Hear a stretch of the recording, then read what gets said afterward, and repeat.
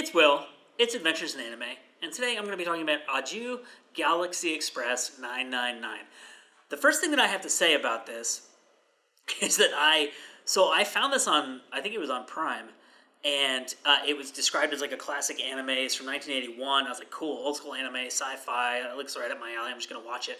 In the description of the movie, it did not announce that it's a sequel, and that the thing it's a sequel to is based on a TV series, which is based on a manga, so there's like hundreds of minutes and hundreds of pages of material that existed before this movie existed, and I started watching it, and I was like, what the hell is going on? So I actually had to go and read a synopsis of like the previous movie and some of the manga and stuff to kind of catch myself up, because I didn't want to stop watching it. I was like, this is kind of cool. Like, I'm going to keep going with this, but I have no idea what's happening right now. So this was directed by Rintaro, who directed Metropolis, which is the anime, I think that's an anime remake of the Fritz Lang, the German expressionist film Metropolis. This has just a huge world, which obviously would make sense if it's based on all this previous material, right? And it's about this kid who's a teenager who's fighting for a resistance. There's these, so the kind of the overview of the universe is humans have figured out how to put their consciousness into a machine, and the machine can then live forever. And people who are resistant to this idea and believe that human life should be temporal, maybe that's the wrong word, should be fleeting, should be time-bound, should begin and should end, and that's where the beauty of life comes from, are fighting against these machine people to take back the universe. And so there's this kid who's a resistance fighter, and he gets a message from this woman that he knows from previous installments of this thing, being like, you got to get on the Galaxy Express 999, and, some adventure awaits you. And the Galaxy Express 999 is a train, and this is one of the things that's totally insane about this show. These are like steam trains that fly through space, and when they get to like cities, there's like a giant train track that comes up into the sky, and they land on it and then pull into a train station. And it's like totally nuts, and like to think of like, oh, let's make a sci-fi, but instead of having a spaceship, let's do steam trains. It's just that kind of imagination is what I'm really appreciating about anime. So it's just like weird, and it's good, totally unorthodox, and it's also something that I think would be really hard to get away with in live action, especially in 1981. So this is just this big adventure. This kid gets on the train. He meets up with this woman.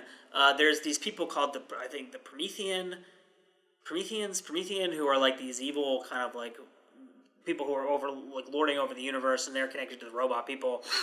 And there's this sense of, and again, the world is huge, and I love like kind of like sci-fi, cyberpunk, adventure worlds like that, and stuff like Lord of the Rings and whatever. So that was really cool and really appealing to me.